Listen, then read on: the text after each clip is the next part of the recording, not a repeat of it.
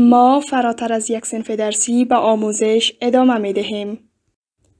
برای آموزش بیشتر چینل ما را سابسکرایب نموده و با دوستانتان شریک نمایید. Hello everyone, welcome back to Let's Learn English channel. We are back with a very important title and we are talking about direct object and indirect object. خب سلام دوستان عزیز، امروز با یک مبحث جدید خدمت شما قرار داریم و در رابطه به انواع آبجکت صحبت میکنیم یا انواع مفعول. خب طوری که در ویدیوهای قبلی شما در ویدیوی قبل دیدین که آبجکت وظیفه‌اش چی بود که receiver of an action یا گیرنده عمل بود. امروز میایم در رابطه به این صحبت میکنیم که انواع مفعول چند نوع است در واقع. خب ما تقسیم بندی مفعول را به دو بخش تقسیم میکنیم، یکی direct object و indirect object، مفعول مستقیم و مفعول غیر مستقیم. خب طوری که از نامش پیداست که direct object یا مفعول مستقیم عبارت از عموم مفعولی است که میگه directly affected میشه. directly affected به معنای چی؟ یعنی به صورت مستقیم متاثر میشه از عملی که فاعل بالایش انجام میده. It is directly affected by the action of the subject. For example, به طور مثال I write a letter. I write a letter یعنی من یک نامه می نویسم. در اینجا شما می بینید که I انجام دهنده عمل است، write خود عمل یعنی نوشتن، a letter یک نامه. پس عملی که انجام میشه در واقع فاعل به صورت مستقیم بالای نامه کار انجام میده و او رو می نویسه و عمل نوشتن مستقیما بالای چی انجام میشه؟ بالای letter یا نامه.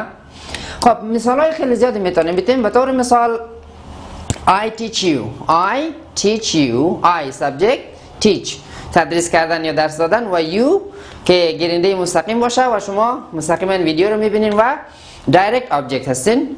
موضوع بعدی indirect object یا مفعول غیر مستقیم است که میگه affected indirectly یعنی به صورت غیر مستقیم متاثر میشه از عملی که فاعل بالایش انجام میده.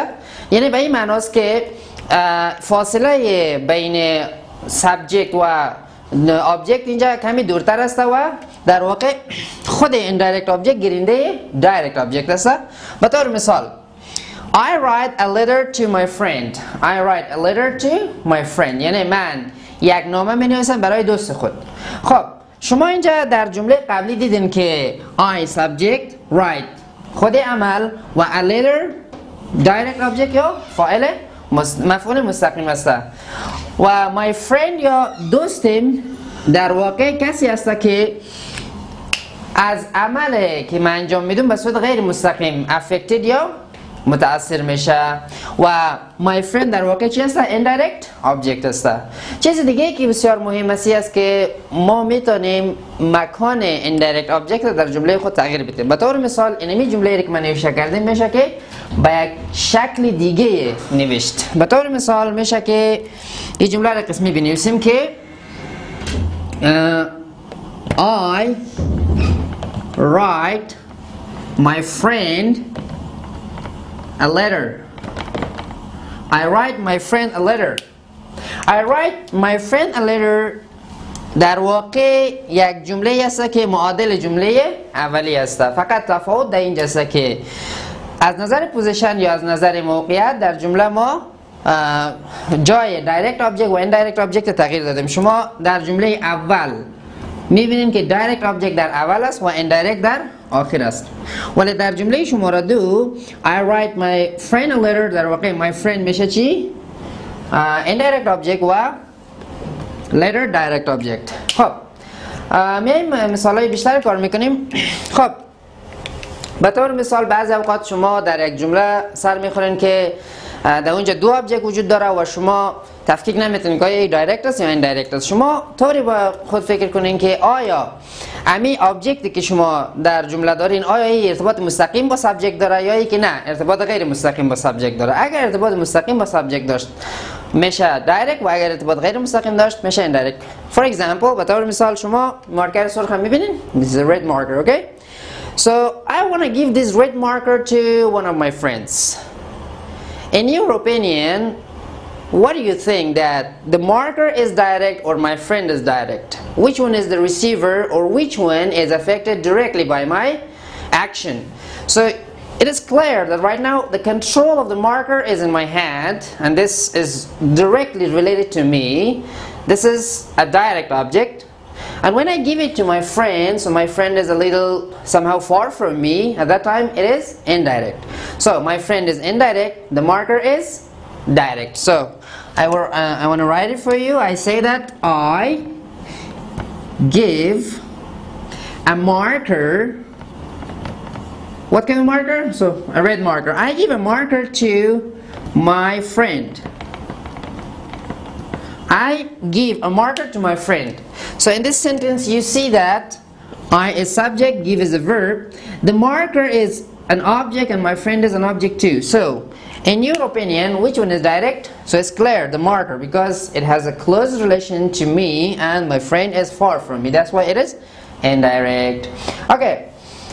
Why should we understand the difference between direct object and indirect object? Because in some expressions, for example, you see in some books, and at that time you were getting confused that how we have two objects here, or how should I differentiate that. For example, I want to write an example. It is like an expression, okay? For example, the mother, or we can say she, for example, gave her a hug.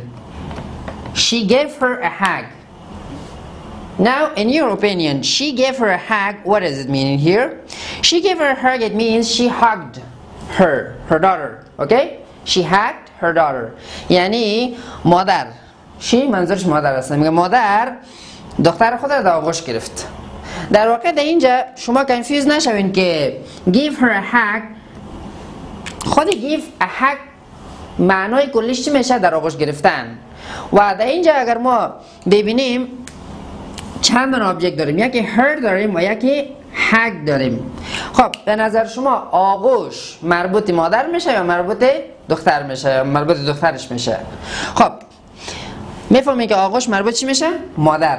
به نظر شما آیا hug direct object است یا her یعنی دخترش؟ her daughter یا her. خب در اینجا یک چیز مسلم است که hug مربوط مادر میشه، closely related to the subject، closely یعنی به صورت نزدیک مرتبط به سابجکت است، و her منظورش از دخترش است که indirect است و ارتباط مستقیم نداره، چون حق خود آغوش جزء از وجود مادر است. به او خاطر میگیم که چی است؟ closely related to the mother. Okay, so if I write this example, I will write like this, that the mother, okay, the mother, for example, gave is the second form of give, okay, the past form of give. Okay, so the mother gave, and instead of her I write her daughter a hug, the mother gave her daughter a hug. So this is because of this that you should not get confused. I wrote somehow some more explanation is added here. So the mother, it means she, gave is the verb. Her daughter is what? Her daughter, it means دخترش را. Okay? دخترش را.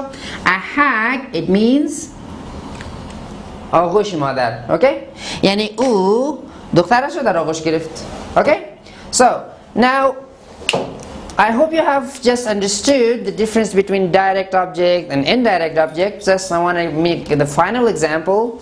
The final example could be about for example, a bag of money. A bag of money. For example, a thief, okay, has stolen a bag of money from somewhere, and he is giving that bag of money to poor people. Now, the thief is the subject. Distribute. Distribute, it means what? توزیع نمودن. یعنی دوست توزیع میکنه. The thief distributes, okay? Then the bag of the money is what? کیسه پول, okay? The bag of money to the poor people. به مردم فقیر. یعنی دوست کیسه پول را بین افراد فقیر توزیع میکنه. در اینجا به نظر شما ارتباط مستقیم دوست با کیسه پول است یا با مردم است؟ یک چیز مسلم است که خودش زحمت کشیده و پول دزدی کرده دیگه. پس پول و کیسه پول چی است؟ دایرکت آبجکت. و ایندایرکت آبجکت در واقع کسایی هستند که همون کیسه پول را یا همون پول را دریافت میکنه. خب دایرکت آبجکت و ایندایرکت را فهمیدین. Don't forget to subscribe our channel and share with your friends and try to click on the bell for more videos. Thanks for watching.